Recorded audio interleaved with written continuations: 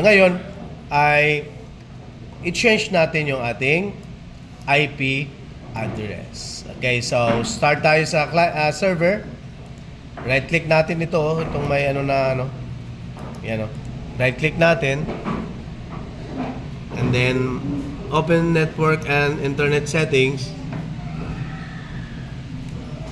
Okay? So pagkatapos dito ay ito, i-click natin yung change adapter option. Okay, so pag dito na tayo sa Ethernet, right click natin yan, properties, and then piliin natin itong internet version 4 or IPv4. Double click, and then i-click natin ito dahil ang default niya is obtain. I-default natin, gawin natin siyang static. Okay, gawin natin static. So i-click natin ito. So pag-click natin, dahil nakaset na tayo kung ano yung IP ng client at server. So ngayon dahil yan ay server, so i-set natin. By the way, pag assign ng IP, depende sa inyo So pag na-set na natin, 192, diba yung server natin is 192.0.20. Kaya, .20. So, 192.168.0.20. Ano yung subnet mask niya? I-click nyo lang ito. I-click nyo lang itong subnet mask. Okay. Default gateway. So, nilagay natin dito. Kapag may router tayo, of course, para sa ating internet, pwede natin ilagay. Pero, dahil wala, leave it lang. Okay? Pero at least, for the sake of this tutorial, lagyan natin dito. Kung baga yung ating source na ating internet, ay 192.168.0.10. Okay. And then, dito naman tayo sa server side. Ganun pa rin ang gagawin. Right-click natin ito. Right-click natin. Okay. Open network and internet settings. And then, ito. Change adapter option pa rin. And then, Ethernet, right-click. Ganun pa rin ang gagawin natin. Dahil tayo na sa client, 0.30, di ba? Ang ating Dito pa rin IPv4. By the way, from dynamic, ginawa natin, gawin natin static. So, ano ang natin sa sa client? 192.168.0.30. And then, click lang natin itong subnet masks.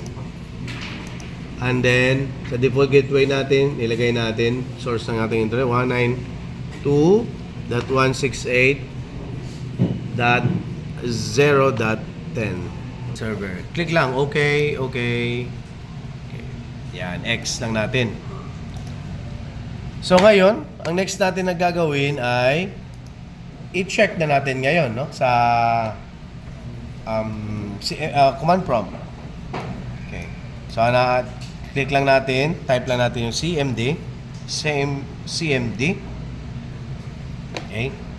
Laging ginagawa, right click ninyo, pin to taskbar para at least diyan na siya lagi. Tapos click.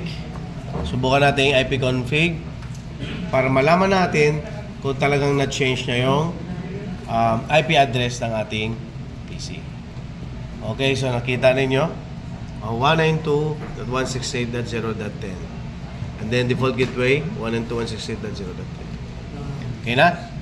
So, successful naman tayo. Dito naman, check natin. Again, type natin CMD. And then, ganun pa rin. Pin to taskbar. And then, IP config. Ayun. 192.168.0.30 and then sa default gateway natin, 192.168.0.10. Okay, so, ngayon, paano din malaman na kung connected na ang dalawang PC? Okay. So, next naman natin gagawin, of course, alam naman natin, di ba? Base sa ating previous mga lesson natin. So, ang gagawin, dito, type natin, ping. So, ano nga ang IP ng ating client? 0.30. So, type natin dito. 192.168.0.30. Kapag ka may reply, ibig sabihin tama, no? Or connected na ang dalawa. Na-receive niya yung data. And then nagbato rin siya ng data. So 100% 'yon. Kapag ka hindi, ibig sabihin may nakalagay din diyan 100% loss. Pero ito subukan natin dahil change na natin yung IP. Hit natin yung enter. Okay, nag-ping. Request timeout. So, ibig sabihin, hindi niya makontak, no, or walang, hindi sila connected sa isa't isa. So, i-try natin dito, i-ping naman natin si, client using server using our client. Ping, ano nga ang IP address ng ating server? 192.168.0.20. Okay, type natin dito. 192.168.0.20. So, dapat may, yan siya, mag-reply. Wala, request timeout pa rin. So, ibig sabihin, hindi sila connected. So, kapag ka sa real settings ito, ay hindi sila, hindi talaga sila magkita. So, ang gagawin, lagi uunahin si server. So, dito tayo. Yan lang natin to. I-drag lang natin. Yan. So, right-click. Ay, right-click. Ano ba yan? Hindi pala dyan. Sagit lang po Okay. Network and Internet setting. Click natin doon. Again, masyadong mabilis. Ulitin ko. Right-click. Open Network and Internet settings. Dito, makikita natin, ibaba lang natin to. Ito, yan. Unahin muna natin yung Windows Firewall. Kasi ito rin yung maging dahilan kung bakit hindi sila magkita. Kasi binablock ni firewall. So, gaya nito, firewall is on. Naka-on siya. Private network.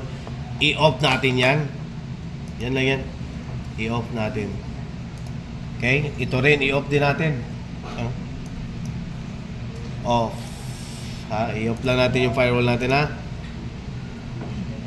Okay, off din natin. Public, yan. Lahat, off natin para sigurado. Not only with that, ang network and sharing center, importante rin yun. Change advanced sharing settings. Click natin. From turn off network, i-on natin. Yan, i-on natin yan I-on natin yung discovery. Ito, off na natin itong password. And then, dito, naka-on, tama. Ano pa? Private. Dito, i-on natin lahat para sigurado magkita sila.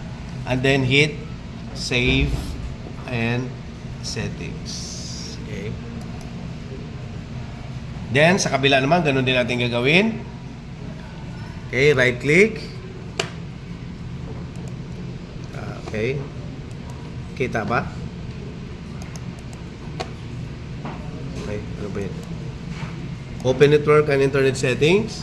Puntahan din natin si Firewall. Okay, gaya ng ginawa natin kanina. Windows Firewall. Click natin. I-off din natin sila lahat. I-off natin para siguradong yan.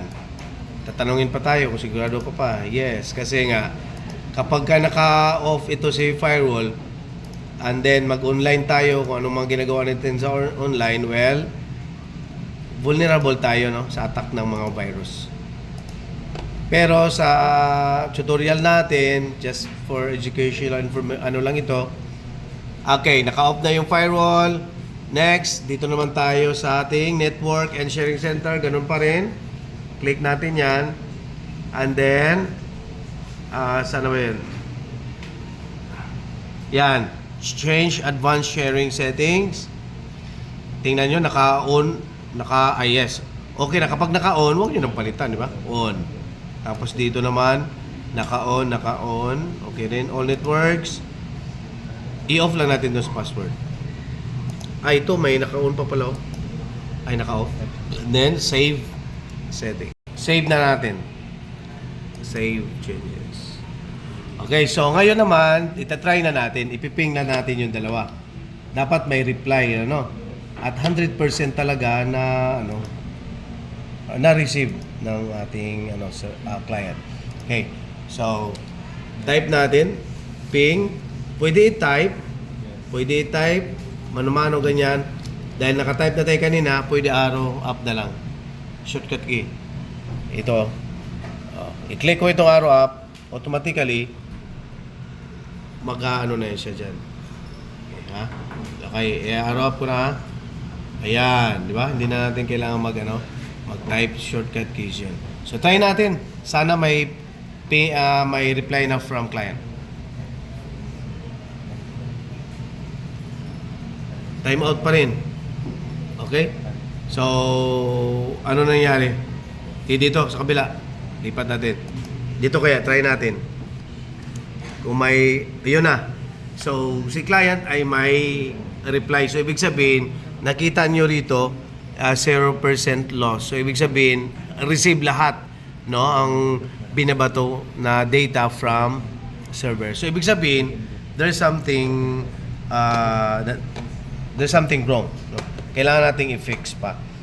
So, dito, right click, tingnan natin yung baka may nagbago na sa firewall, baka may nakaligtaan tayo, double check lang natin. Okay naman. So, dito tayo sa ating network sharing center. Balikan natin. Baka may, yun. Kita nyo? Naka-off, oh. Dapat on talaga yan. Nakaligtaan ito kanina. Oh, naka-on. Naka-off pa rin, oh. Diba? So, double check lang natin lagi kasi minsan nag-autom, oh. On. So, save natin. Save changes. Okay, so kita naman natin na save na. Ngayon, arrow up ko na naman uli. Ping, subukan natin. Dapat may reply na. O, yan ang ibig ko sabihin. Bakit wala? Tingnan natin dito sa kabila. Troubleshoot natin, no? Pag ganito nangyayari, well, huwag kayong mag-give up. Check din natin dito. Baka dito naman yung automatic naman siya. On. O, kita nyo, naka-off po. On talaga yun siya lahat. Lagi. On. And then, malamang ganito rin mangyayari sa inyo. Kahit na na-on na ninyo, mag-automatically off pa rin. Okay. Save changes. Okay. So, now, let's try. Okay. Arrow up. Ping. Ayun na. So, sabi ko nga, don't give up. May reply na. Ulitin. Para matagal yung ng reply nila, space, lagyan natin ng / and then T. Para tuloy-tuloy yung kanyang So, see? Nakita ninyo? Na troubleshoot natin yung network. Sa kabila naman, i-check natin dito. Baka dito nagbago. Okay? Yan. So, dito, arrow up ko rin uli. Space, / T. Yun.